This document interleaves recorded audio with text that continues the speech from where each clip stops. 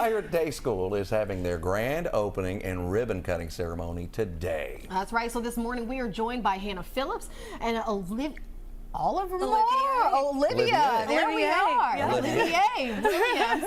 To hear more, thank you both so much for being here. Thank you for having us. We're excited to speak with you. Absolutely. So tell us a little bit about the school. Yeah, so Aspire Day School is actually a recovery center of Kentucky company. We were founded with the inspiration of giving students a transitional learning environment that merges behavioral health treatment with education. So we actually use NWEA, which is the MAP assessment tool that the Department of Education requires to identify areas to improve the educational experience of students. And then we also have a team of licensed mental health professionals, clinicians, therapists, social workers, all on site in order to provide that supportive learning environment for students who may experience maladaptive behaviors that are not conducive to traditional learning environments. So we're really big on collaborating with the families, with the local schools, the family resource coordinators, in order to, when considering Maslow's hierarchy of needs, we need to meet those baseline psychological needs, the safety and security needs, which is why we also provide food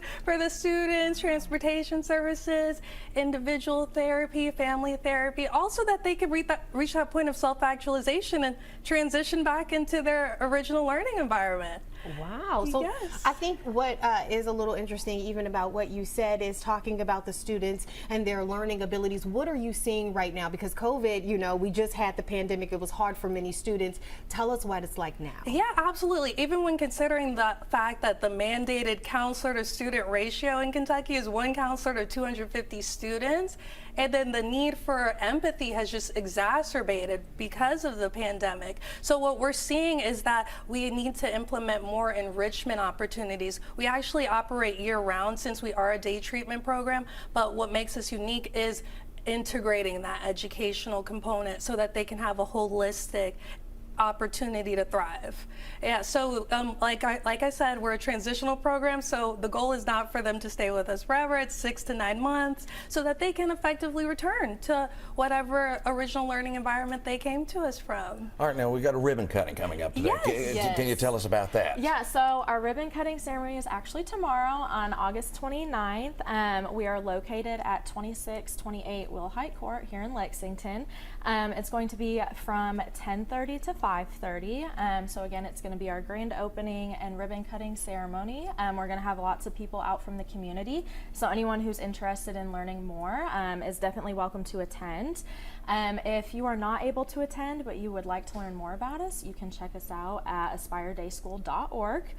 We have tons of information about our programs, services, about our staff on there, as well as information on our insurance options that we accept, and our private pay option that we accept as well. If you know a student or have a student that you think could benefit from these services, you can definitely make a referral online. Anyone who is a parent, an educator, a youth advocate, social worker can make a referral for our school. This program really seems to be taking a lot of the pressure off the parents who are, you know, maybe struggling at this moment. Yes, absolutely. I'm glad that you said that because that was the inspiration behind the model, and also providing those family therapy services, because each of our educational enrichment plans, treatment plans, behavioral modification plans, we are all engaging with the families each step of the way for them to identify what environmental issues they're noticing at home that may trigger certain disruptive behaviors that may also duplicate in the school environment. We've actually had a guest speaker from the National Child Traumatic Stress Network come in and say, children essentially put their trauma in a book bag. And they're learning different ways to unpack that into positive. And that's why we do skill streaming as well, to teach them ways to effectively articulate those big feelings. As adults, we're still learning how to articulate the frustration in traffic jams. Absolutely. So, exactly. Well, thank you, ladies. We appreciate y'all being here with us today. And you can get more information right there at aspiredayschool.org. Don't forget to make it to the ribbon cutting. That's right. Yes. The ribbon cutting too Thank tomorrow. you. Thank you all so ladies. much.